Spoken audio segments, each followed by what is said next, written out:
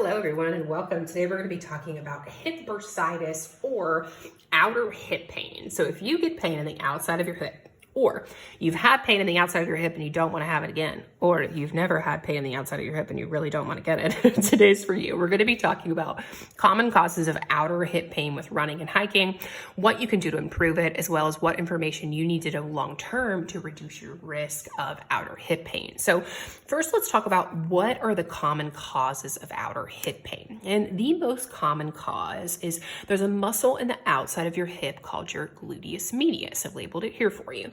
And that muscle, as well as the tendon that goes with that muscle, right, attaches into the outside of the hip bone here. Okay. Now, if that outer hip or the tendon of that outer hip or the bursitis underneath that tendon become irritated, that is the most common cause of hip bursitis or outer hip pain. Now, there are other things that can cause this, right? There can be deferred pain from the low back. There are a couple other things. So it's not always this, but a good amount of time, this is where the actual pain is coming from.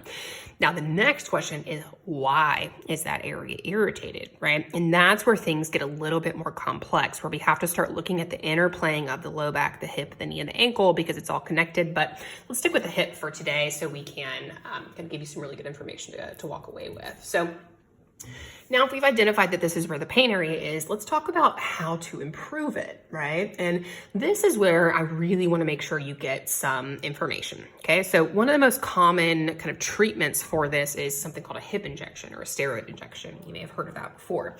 The thing that's important to know about steroid injections is that research shows that long-term kind of prolonged usage of these can be detrimental to the health of the tendon that's being injected near, right? So when I'm working with clients, we are doing everything we can to kind of avoid injections because of that research. And I find that most people are able to avoid injections or stop injections with the right resistance training. And that's what we're going to talk about today. So if we're not using injections, right, what can be done to improve pain here? And this is really my specialty. So what research shows is that using resistance training in the outer hip can engage responses in the outer hip muscle and the outer hip tendon that reduce pain and allow someone to get back to the activities that they love, right?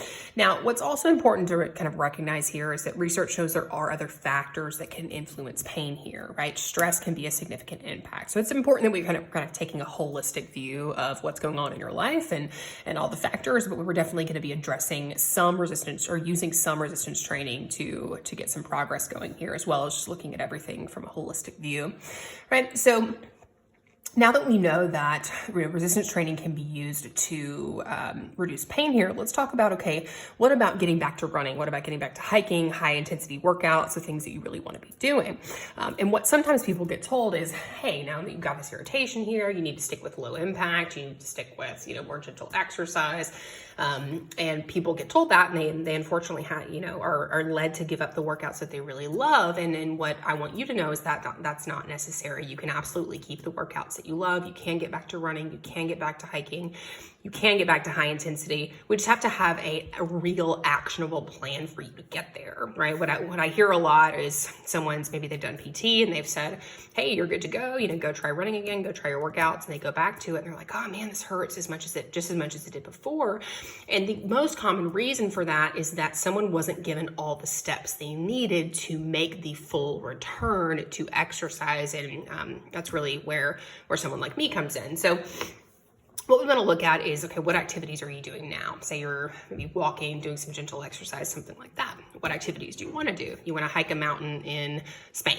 Awesome. Okay, then what we're going to do is over time, create a gradual resistance training program that allows this area to become stronger and stronger and more resilient, while on the other side, creating a training program that's getting you back to walking, hiking hills, running, the other things that you really want to be doing, and kind of having two things happening at the same time, where we're using resistance training to make this area more resilient, while we're also gradually increasing your activity to get you back to what you really want to be doing, is really the key when it comes to not only getting this area to be pain-free and to feel good, but to get you back to the things that you really love doing, which is, the things that we've been talking about today. So that covers hip bursitis and the options that you have with it.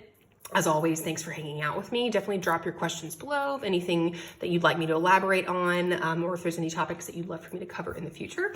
As always, thanks for hanging out with me and have a great rest of your day. See ya.